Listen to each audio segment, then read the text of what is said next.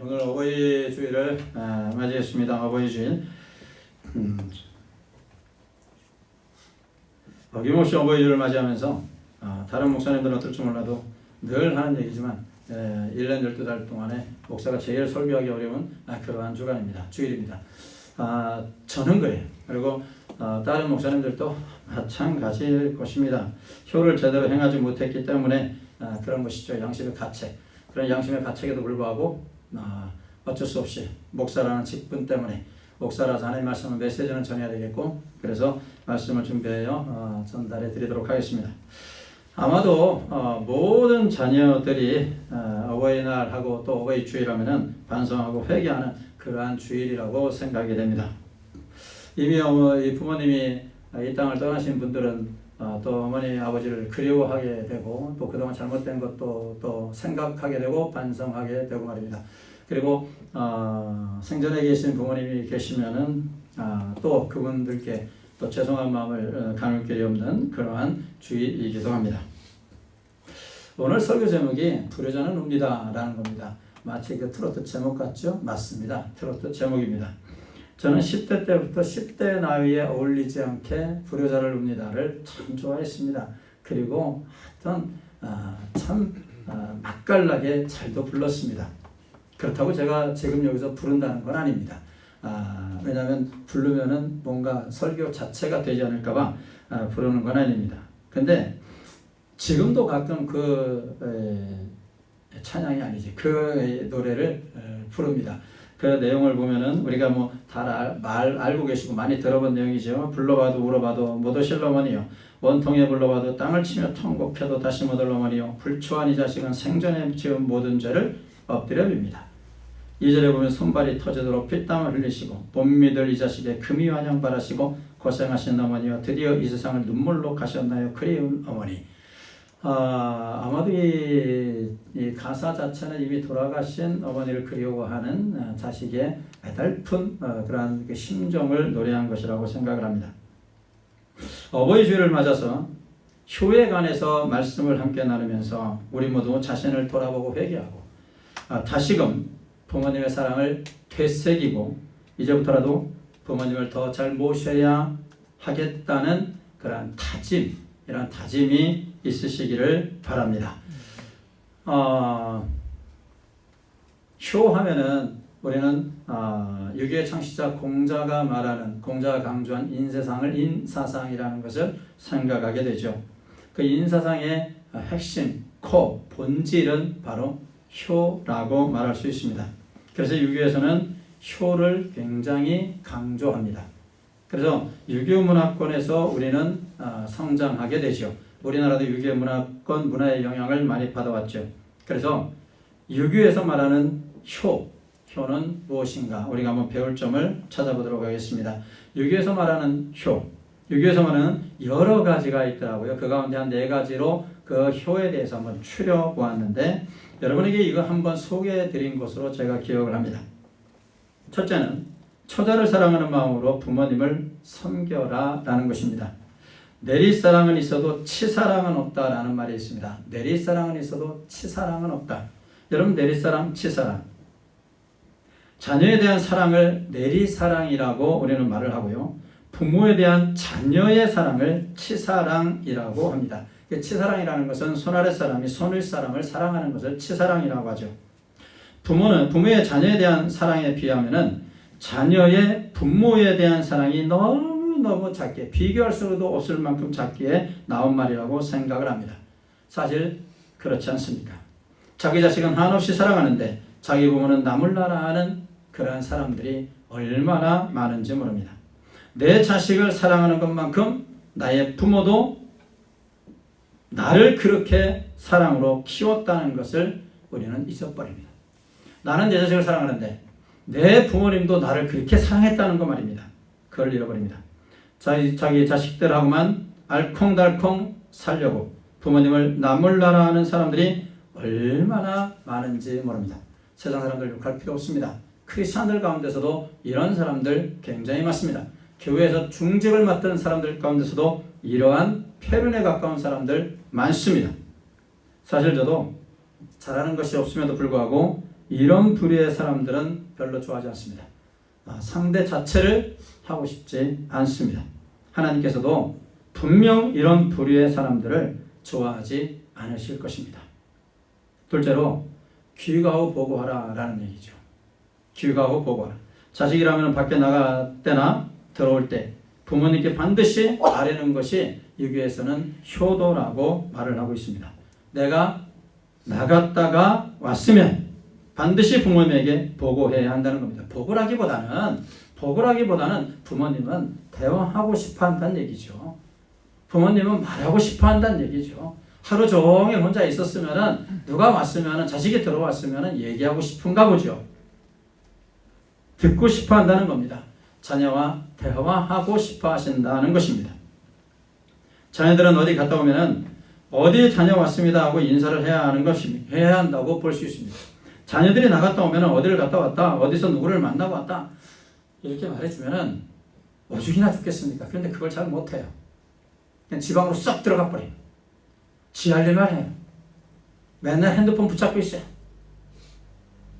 그런데 유교의 가르침에 의하면 귀가 후에는 부모님과 함께 오늘 무엇을 했고 누구를 만났고 등등 아주 사사로운 일들 말입니다. 아주 사사로운 일들에 관해서 부모님과 대화하는 것을 유교에서는 효라고 가르치고 있다는 것입니다. 또 굵직굵직한 일, 부모님에게 충격, 쇼크를 주는 일은 부모님의 도움이 필요하면 얘기 많이 드려야 되고 함께 기도하고 그래야 되겠지만 아주 자질구레한 일조차도 말입니다. 자질구레한 일조차도 부모님과 함께 대화하고 이렇게 하기를 부모님은 원하고 계신다는 것입니다. 여기에서 말하는 요 세 번째는 몸과 머리털은 부모에게서 받은 것이니까 이것을 다치게 하지 말라라는 것입니다. 이것은 우리식으로 적용을 해야죠. 우리식으로 적용을 하면은 성형외과 가지 말라는 소리가 절대 아닙니다. 우리의 몸과 몸의 건강을 잘 챙기라는 얘기입니다. 몸의 건강을 잘 챙기라는 거예요. 여러분 자녀가 아픈 것처럼 부모에게 아픔을 드리는 것이 세상에 또 어디 있습니까? 자녀가 아플 때 부모의 마음은 그야말로 쓰린 거 아닙니까? 그죠? 쓰리잖아요. 정말 가슴이 아파 쓰립니다. 아싸리 내가 이번에 있으면 좋겠고 내가 아팠으면 좋겠지 자식 아픈 꼴은 못 봅니다. 그렇지 않습니까? 정말 몸이 연약해져도 공부만 열심히 해라. 그러는 부모가 세상에 어디 있습니까? 그죠? 대학은 좀 후진 데 가도 대학은 좀 안 좋은 데 가도 건강해야 된다? 이거 아닙니까? 아닌가? 그래도 무조건 좋은 데 가야 돼? 그거 아니잖아요. 조금 안 좋은 데 간다 할지라도 조금은 좀 그런다 할지라도 건강해받으면서 공부하는 거 솔직히 나는 원하지 않습니다. 건강을 해받으면서까지 공부하는 거 나는 원치 않아요.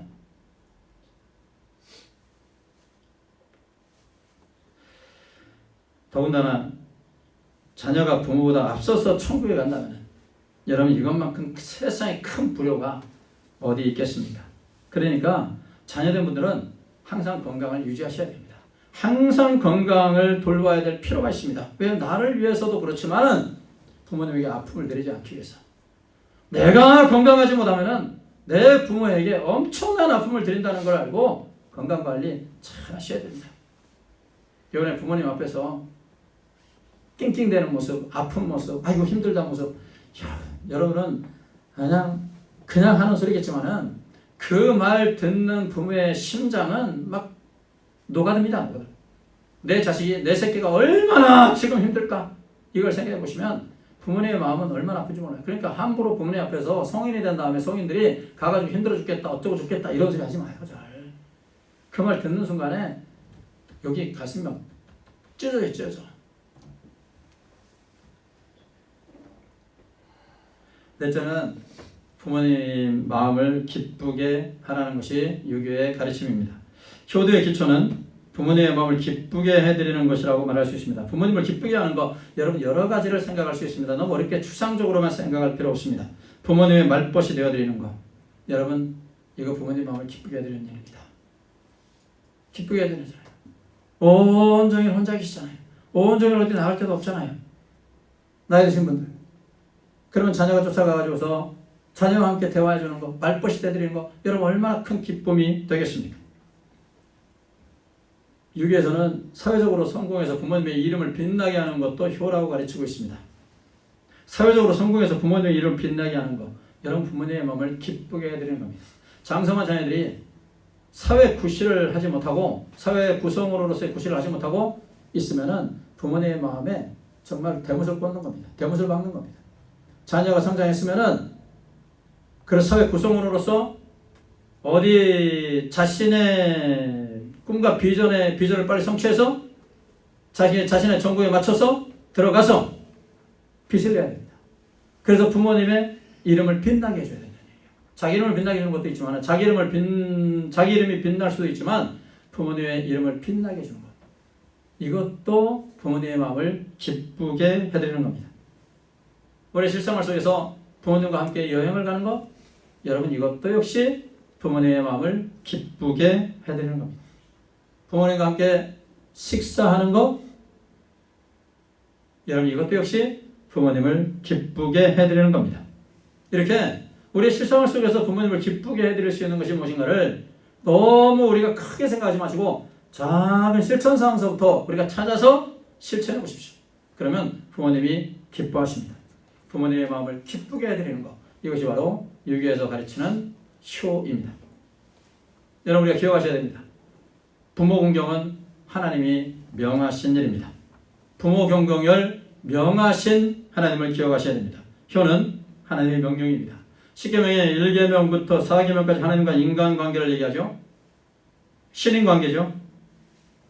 인간이 하나님 앞에서 어떻게 해야 하는지를 가르쳐주는 계명이죠. 5계명부터 10계명까지는 사람과 사람 사이의 관계입니다.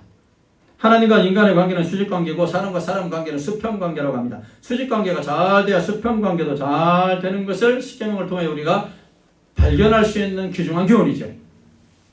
그러면 수평관계인 사람과 사람 사이에서 제일 먼저 해야 할 것은 무엇일까? 우리 하나님께서는 5계명에 내 부모를 공경하라 라는 말씀을 명하셨습니다. 유대인들은 긍정적 계명 248개, 부정적 계명 365개, 총 613개의 계명을 만들었습니다. 부모 공경은 첫 계명이라고 했으니까 따지고 보면 부모 공경은 613개 계명 중 가장 중요한 계명이 되는 겁니다. 하나님을 사랑하는 것이 첫째 계명인데 부모 공경은 이 첫째 계명과 동등하게 중요한 계명이라는 것입니다. 자녀된 성도 여러분들은 정말 잘 들으셔야 됩니다. 부모 공경하라는 것은, 이 계명은 단순한 계명이 아닙니다. 절대 우리가 가볍게 듣고 넘길 계명이 아닙니다. 얼마나 중요한 계명이며 무게가 있는 말씀인지 우리가 성경을 보면 알 수 있는데 잠언서 3장 9절 한번 보십니다. 잠언서 3장 9절 앞에 있습니다.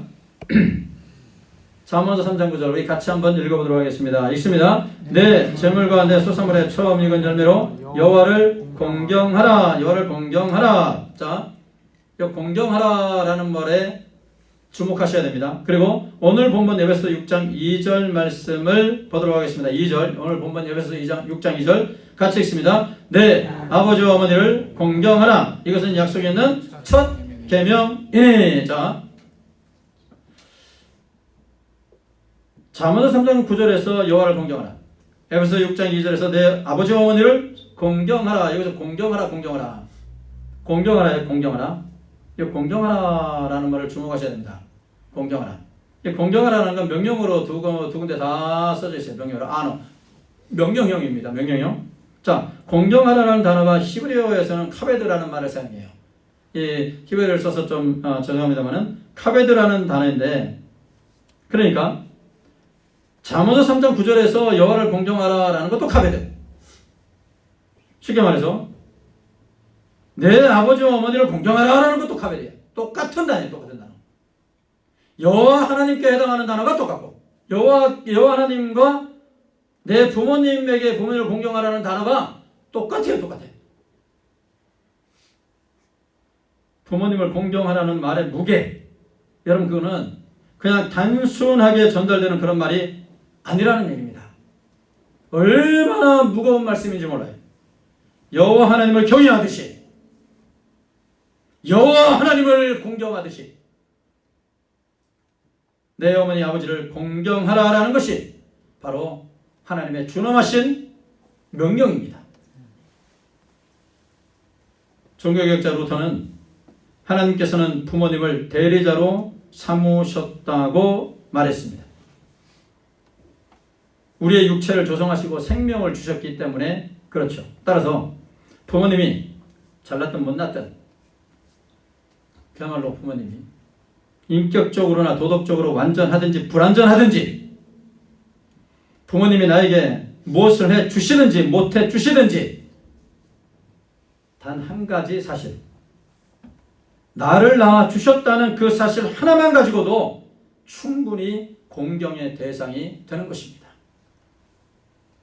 이것이 바로 성경의 가르침입니다. 부모이기에 그 자체로 존경하고 사랑하고 정성을 다해서 모시는 것이 성경이 말하는 효에 대한 가르침입니다. 그러면 오늘 말씀을 중심으로 해서 어떻게 그럼 효를 행할까? 어떻게 효를 행했으면 좋겠습니까?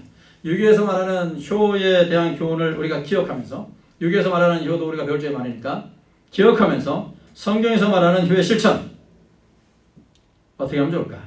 첫째로 부모님 말씀을 잘 들어야 됩니다. 잘 들어야 됩니다. 오늘 1절 한번 볼까요? 오늘 본문 1절 보도록 하겠습니다. 1절 우리 같이 한번 읽어보도록 하겠습니다. 자녀들아, 주 안에서 너희 부모에게 순종하라. 이것이 옳으니라. 여기서 말하는 순종입니다. 순종. 여기서 말하는 순종의 여러분 사전적 의미를 찾아보면은 아래서 잘 듣다, 아래서 잘 듣다, 아래서 잘 듣다. 부모님이 말씀하시면 그 앞에 무릎을 꿇고 앉아서 듣는 겁니다, 여러분. 근데 요즘 뭐 부모님 앞에서 무릎 꿇고 앉아서 듣는 사람 거의 없죠? 아니 100이면 100 다 없습니다. 뭐 그거는 그 자세는 별로 중요한 건 제가 볼 때는 아니에요. 그 어떤 그 정신이죠. 아래서 말씀을 잘 듣는다라는 것은 무엇입니까? 자기 주장이 있어도 부모님의 뜻을 따른다는 겁니다. 자기 주장이 있어도 부모님의 뜻과 내 뜻이 충돌할 때가 많습니다. 그죠? 부모님의 말씀, 부모님의 생각하시는 거, 부모님의 계획하시는 거, 그럼 나의 계획과 나의 뜻 충돌할 때가 있습니다. 서로 딱 물려갈 때는 좋은데 서로 상충됩니다. 서로 부딪힙니다. 그럴 때는 무조건 내 뜻을 주장하지 말고 부모님의 말씀을 경청하고 부모님 뜻을 헤아리려고 하는 자세를 가지라는 얘기예요. 여러분, 이것이 바로 아래에서 잘 듣는다의 의미입니다. 아래에서 잘 듣는 겁니다. 이것이 바로 성경적인 부모 공경의 방법입니다. 둘째는 신앙생활을 잘하는 겁니다. 신앙생활을 잘하는 것. 물론 부모님은 주 안에서 자녀를 교육하고 훈계함으로써 자녀를 잘 양육시킬 의무도 있습니다. 자녀들은요, 믿음으로 신앙생활 잘하고 이 어두운 세상에서 믿음을 지키고 말씀에 따라서 살고 늘 주님만을 의지하며 살아가야 합니다. 이렇게 신앙생활 잘하며 사는 모습, 이렇게 신앙생활을 충성스럽게 하는 모습을 부모님이 보시면 얼마나 여러분 행복하겠습니까? 부모는 교회 목사요, 부모는 교회 장로요, 부모는 교회 권사인데 자식들은 교회를 다니지 않습니다. 온갖 나쁜 짓만 하고 다닌다면 여러분 부모님의 마음이 얼마나 아프시겠습니까? 그래서 신앙생활 잘하는 것이 여러분 효도입니다. 신앙생활 잘하는 것이 효도예요. 자, 첫째가 뭐라고 그랬습니까? 우리 한번 자녀된 분들, 우리 부모님이 살아계신다. 자녀된 분들만 한번 말해볼까요? 첫째가 뭐라고 그랬습니까? 부모님 말씀을 잘 들어. 친절하게 다시 올려주지 않습니까? 그리고 두 번째는 신앙생활을 잘하는 거예요. 야, 원래 뛰어나구나 이렇게 세계. 그리고 셋째입니다. 셋째는 부모님이 외로움을 느끼지 않게 해야 됩니다. 외로움을 느끼지 않게. 초고령 사회로 우리가 지금 진입하고 있습니다. 지금은 고령 사회. 유엔이 정한 기준 65세 이상 퍼센테이지가 있지 않습니까? 그 퍼센테이지가 지금 우리 14%가 고령 사회인가요? 제가 연구할 때 14%로 제가 알고 있는데 고령 사회. 그 다음에는 슈퍼 에이지드 소사이티예요. 초고령 사회로 들어가는 거예요. 우리는 이미 고령화 사회를 지났어요. 고령화 사회가 첫 번째거든요. 에이징 소사이티. 고령화 되어가는 사회거든요. 그 다음에 에이지드 소사이티예요. 고령 사회. 우리 지금 고령 사회에 있어요. 초고령 사회로 들어가는 거예요. 일본은 이미 초고령 사회로 들어가고. 근데 일본이 초고령 사회로 들어가는 그 속도보다 우리 한국이 초고령 사회로 지금 진입하는 그 속도가 몇배 빠릅니다. 엄청나게 빨라요. 근데 이렇게 고령 사회로 들어가고 사회가 정말 이 어르신들이 많아지고 있습니다. 근데 이 어르신들 가만히 보시면은 외롭게 사시는 분들이 너무 많아요. 외롭게 사시는 분들이. 우리는 홀로 사시는 분들을 우리 주변에서도 많이 봅니다. 그런데 그분들을 생각해 보십시오. 얼마나 외롭겠는가. 자, 폭을 좁히겠습니다. 우리의 부모님이 지금 외로움을 느끼고 계시지는 않는지 한번 생각해 보셔야 됩니다. 부모님을 모시고 다니기가 귀찮아하는 그런 자녀들이 많습니다. 이제 곧 장마가 시작되고 뜨거운 여름철이 시작됩니다. 부모님 제발 홀로 두고, 죄송한 표현이지만 니들끼리 놀러가지 마. 이렇게 말하고 싶어요. 부모님 홀로 두고, 이 목사가 이렇게 좀 거칠게 말해서 죄송합니다만 니들끼리 놀러가지 말라고 말하고 싶어요. 그런 아주 나쁜 사람들 많아요. 부모님 홀로 두고. 아니, 말도 안 해. 말도 안 하고 몰래 가. 이런 사람들이 무슨 교회에서 직분을 맡고 말이 안 돼요. 물론 부모님이 힘들어 하시니까 그런다고 말할 수 있습니다. 그러나 여러분이 처자와 알콩달콩하며 즐기는 그 순간에 여러분의 아버지는 또 여러분의 어머니는 외롭게 방 안에 홀로 계신다는 것을 생각하셔야 됩니다.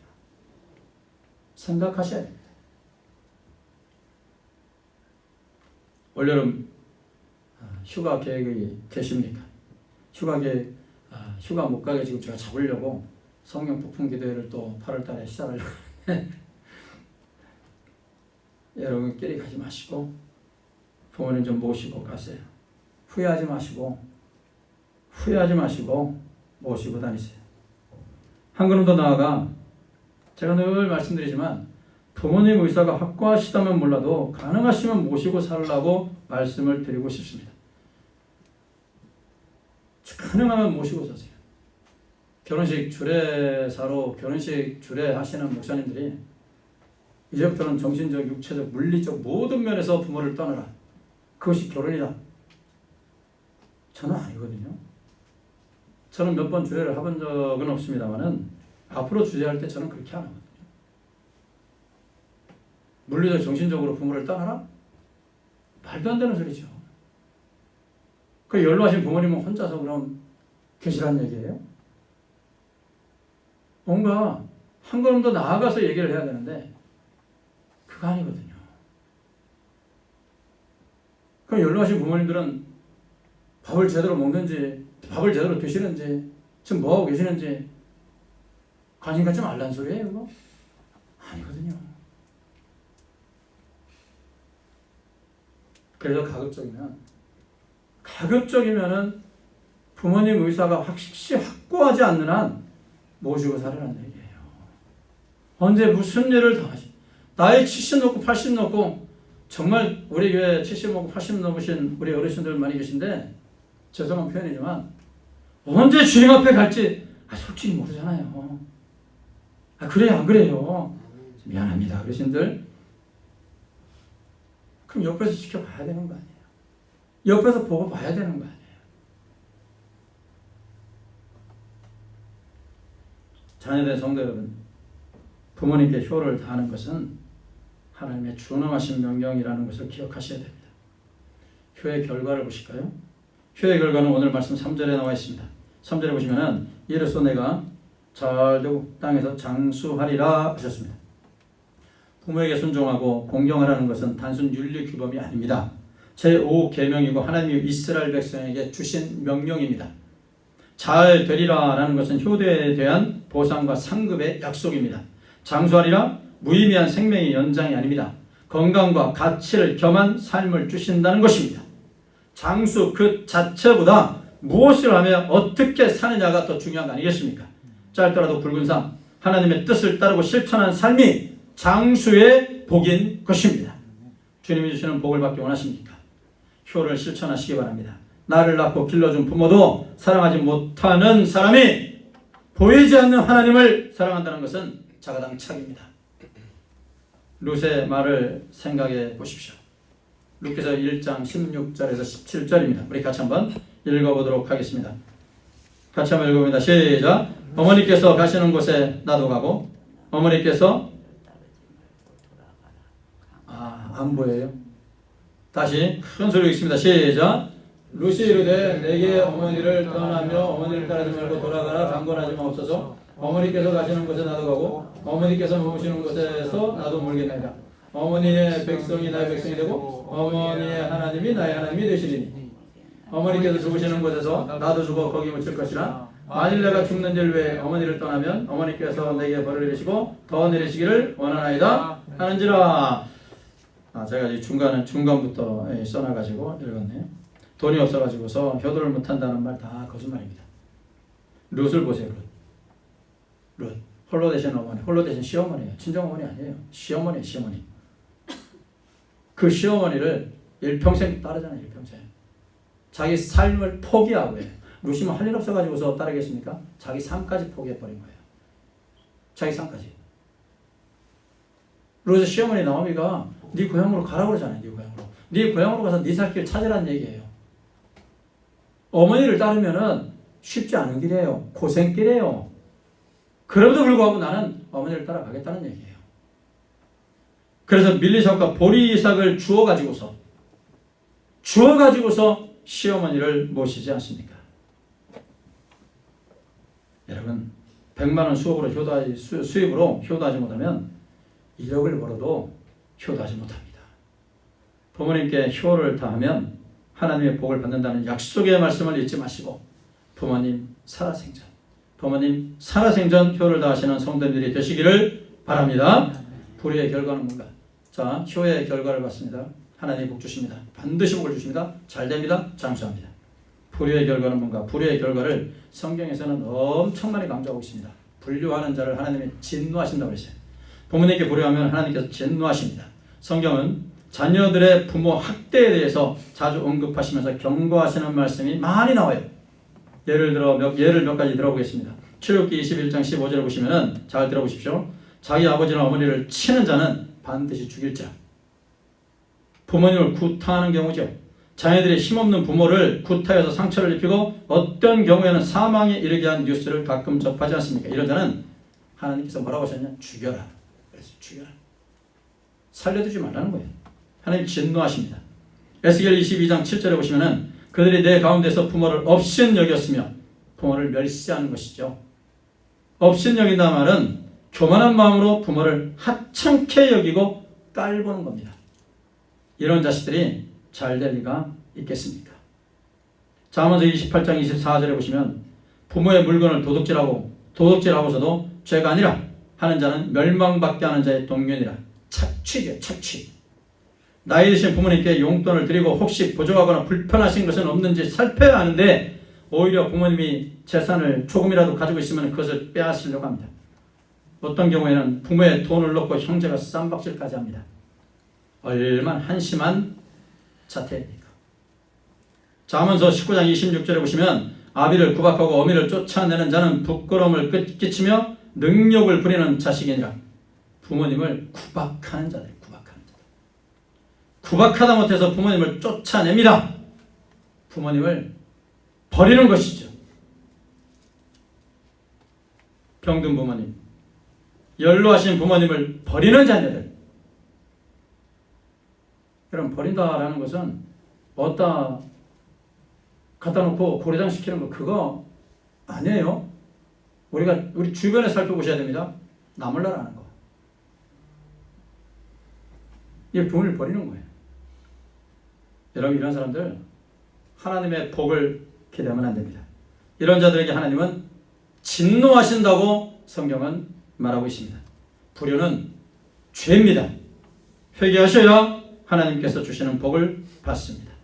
사랑하는 여러분, 살아계실 때 효를 다하시기를 바랍니다. 살아계실 때. 이순신 장군의 효하면 유명하죠.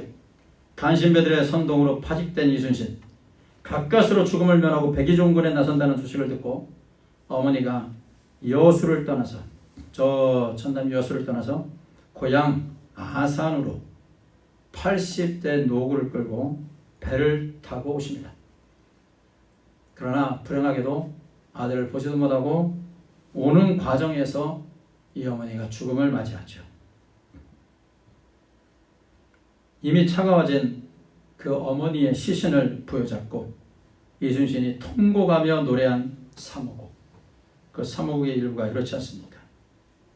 나라에 충성을 다했건만 죄인이 되어버렸고 부모의 효도를 하려고 하니 이미 돌아가셨네. 어찌하랴 어서 빨리 죽는 것만 같지 못하구나. 지나고 후회하지 말고 살아계실 때 효를 다하셔야 됩니다.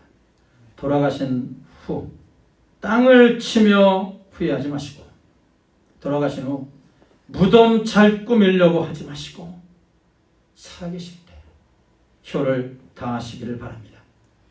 우리 성도들은 하나님 중심, 교회 중심으로 살아야 한다는 말을 많이 듣고 있습니다. 제가 늘 강조하는 말이죠. 성도는 하나님 중심, 교회 중심으로 살아야 됩니다. 그런데 우리 부모님들은요, 여기에 한 가지를 더하는 삶을 사셨고 또 지금도 살고 계시지 않습니까? 하나님 중심, 교회 중심, 자녀 중심 아닙니까? 여러분, 아무리 연세를 드셔도 변함이 없어요. 신앙생활 잘 하시는 우리 부모님들, 하나님 중심, 교회 중심, 자녀 중심. 자, 그럼 이제 자녀된 분들은 성장했으면, 자녀된 분들이 성장했으면 하나님 중심, 교회 중심, 부모 중심으로 살아야 할 필요가 있는 거 아니겠습니까? 부려져는 옵니다 가사처럼 손발이 터지도록 피땀을 흘리시며 자식들을 키우시지 않으셨습니까?